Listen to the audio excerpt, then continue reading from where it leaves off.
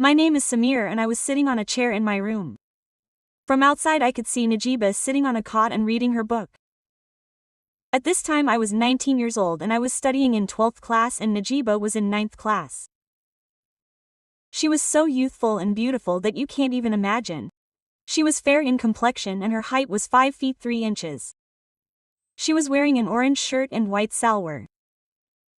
She was looking no less than an aspara and I was sitting on a chair in my room and looking at Najiba carefully. This was the time when I had just started to come to my senses and a very horrific incident happened in my life. My parents died in a bike accident and with time everything started to become normal and I started living in my uncle's house.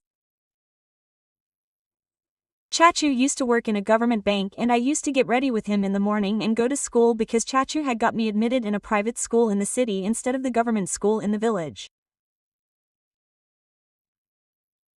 After class 6, I used to go straight to the bank and then return home with Chachu in the evening and life was going on like this and time kept passing like this. I was in class 7. Many relatives were pressuring Chachu to get married again for a long time.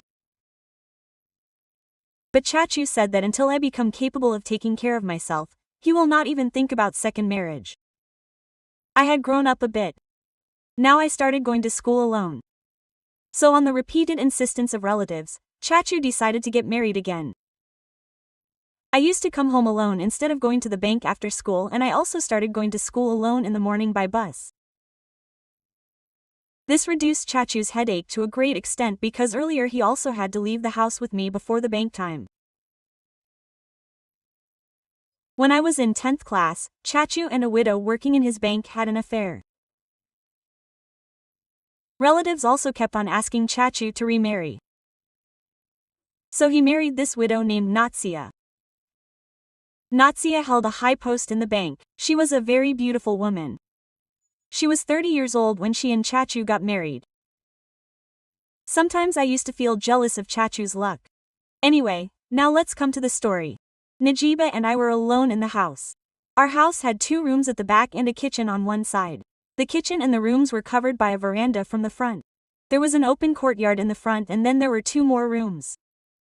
One of which was a drawing room and the other room was Najiba's and on the other side of the gate was the bathroom. I was looking at Najiba with my loving eyes and Najiba would also look at me by raising her head in between and when both of us rubbed our eyes, she would shyly look away. I was lost in my thoughts when the bell rang from outside. I saw Najiba put her book on the bed. And when she started to get down from the bed, she got down from my room's side. Although she could have got down from the other side as well. Then she picked up her dupatta from the bed and went outside to open the gate. I heard Rita's voice from outside. Rita is the daughter of Chachu's friend Farouk. Actually Chachu and Farouk were close friends. Farouk's wife Samira and Farouk's daughter Rita lived in Farouk's house. Rita had been married for 3 years. She had 2 children who were twins. Rita's husband worked in the Gulf and about a year ago, Rita's husband took Farouk's son with him.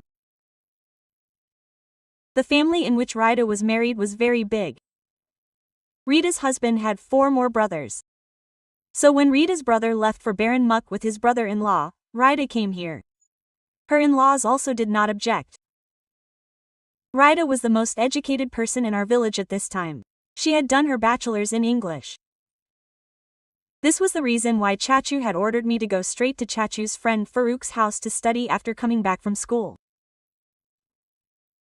It was as if someone had snatched my freedom from me, but maybe Chachu did not know what kind of quagmire he was putting me in. A quagmire that destroyed all the relationships in my mind. Samira was Farouk's second wife.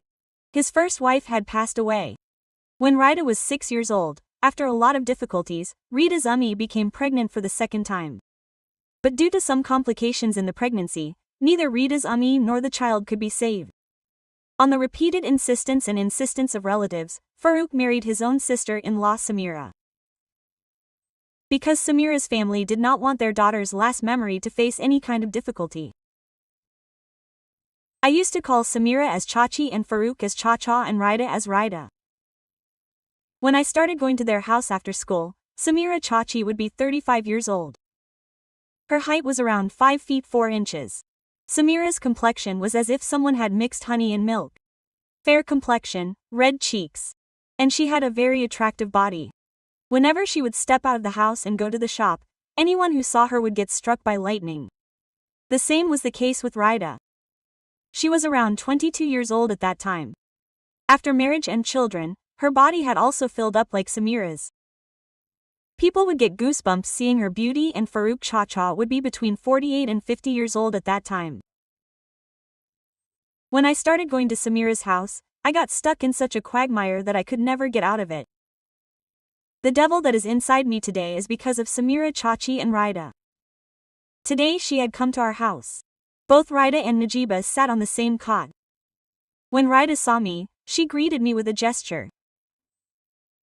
I also greeted her with a gesture and noticed that when Rida looked at Najiba after greeting her, there was a strange smile on both their lips.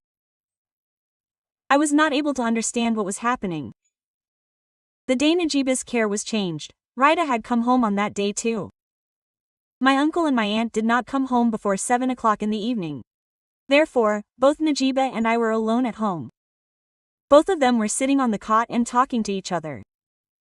In between, sometimes Rida and sometimes Najiba would look at me and then would start smiling with her head down. I was not able to hear what they were talking about. After a while, Najiba got up and went to her room.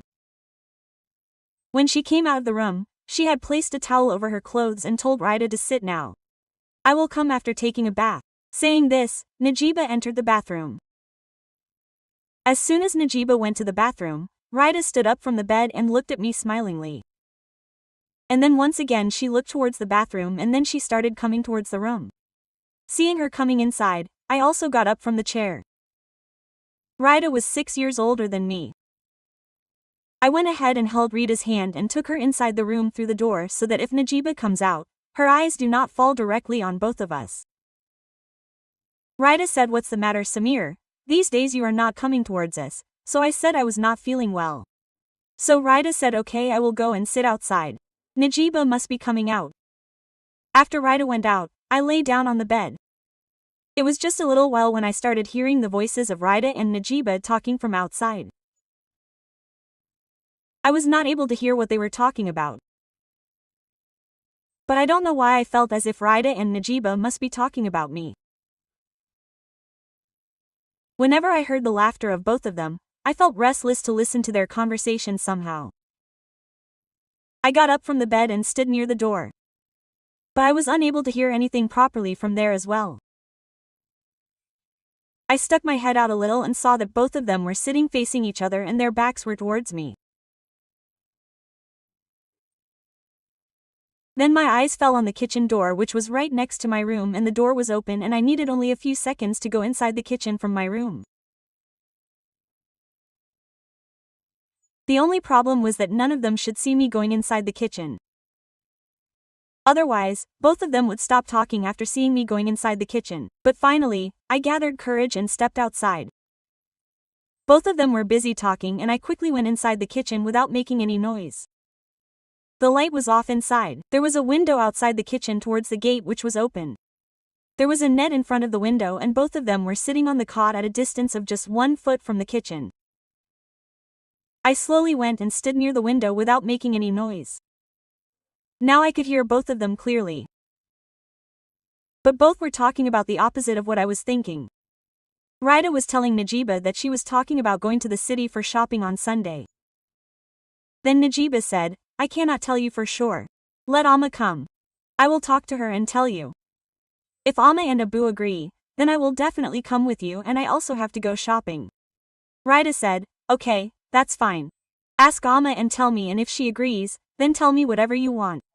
I will buy it from there." Quote, then Najiba said, "Yes, you." I started thinking that what I was thinking for 2 days, may be my delusion. This is happening to me. All the time my mind keeps thinking only about love. I was just about to leave from there and go back to my room when Rida said something due to which I stopped there. "Najiba, the way you have adopted today is completely set. Take care of yourself like this." Then both of them started laughing.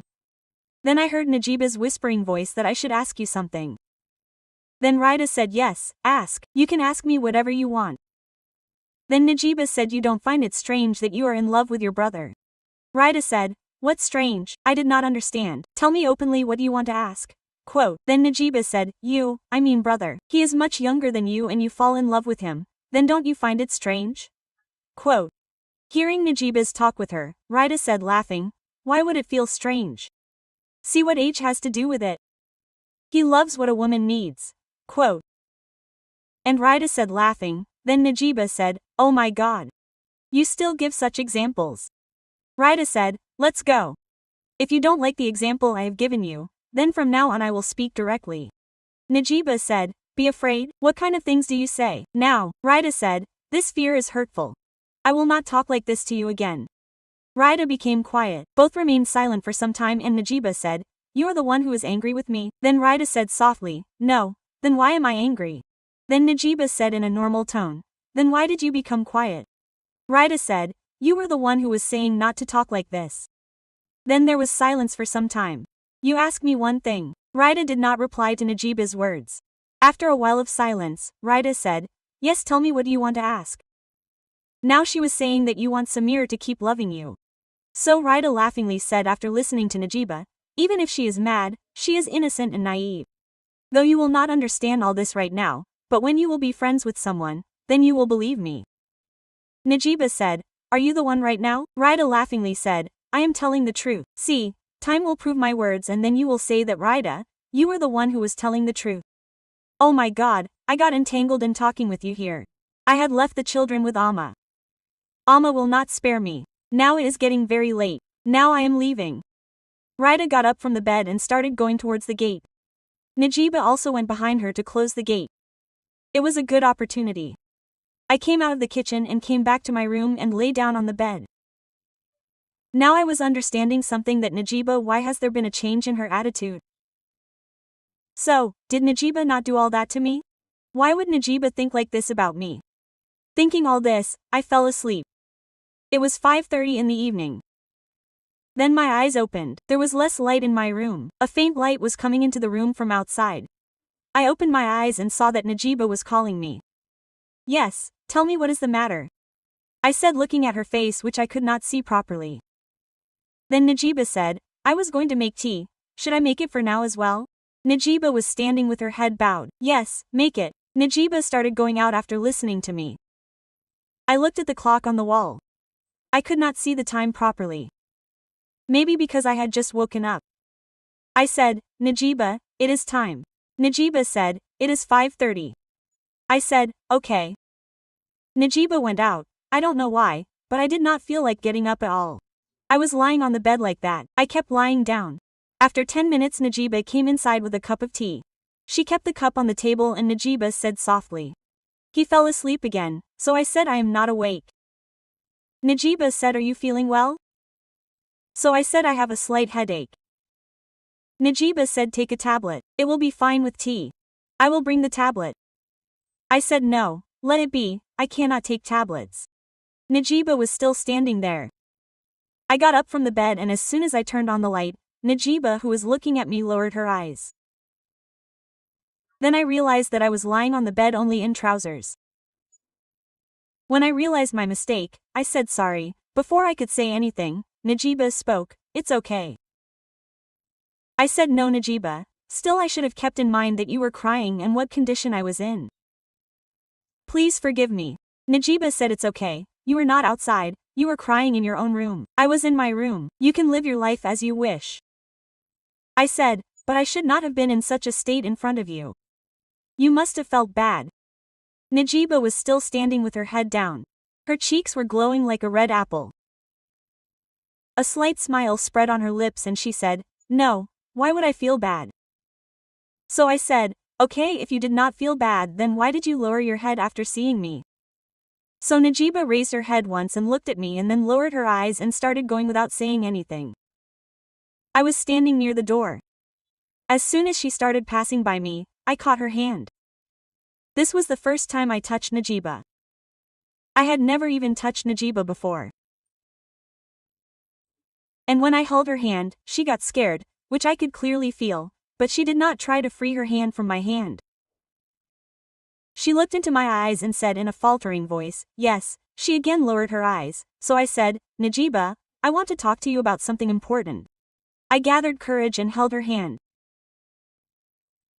Najiba said yes, so I said go and have tea first, we will talk later, and I left Najiba's hand and picked up my t-shirt and started wearing it. Najiba had gone out and I started drinking tea. The month of November had started. Many canals flowed in the area around our village, so the cold had already increased. After drinking tea, I picked up the empty cup and went to the kitchen. Keeping the empty cup there, I went up to the terrace and stood near the wall on the terrace from where the sea was visible. After a while, I saw Najiba coming out of her room. As soon as she came out, she suddenly looked up, and when our eyes met, I remembered that I had called Najiba to the room to talk. I was thinking that I had called Najiba, but how should I talk to her now? How should I start the conversation? What should I say? What words should I use so that she doesn't feel bad? It is possible that whatever I am thinking, nothing like that is in her mind, and all that is my misconception. She might get angry. And Chachu has been very cruel in this matter from the beginning. He will never spare me if Najiba says something to Chachu and Auntie. I was thinking in my mind that I will see if Najiba comes to the roof to talk to me or not. If she comes to the roof herself, then there is at least 10% chance that what I am thinking is right. But how will I talk to her? After thinking a lot, I finally found a way. That path may have been long, but traveling on this path could definitely help me reach my destination. I was still thinking all this when I saw Najiba.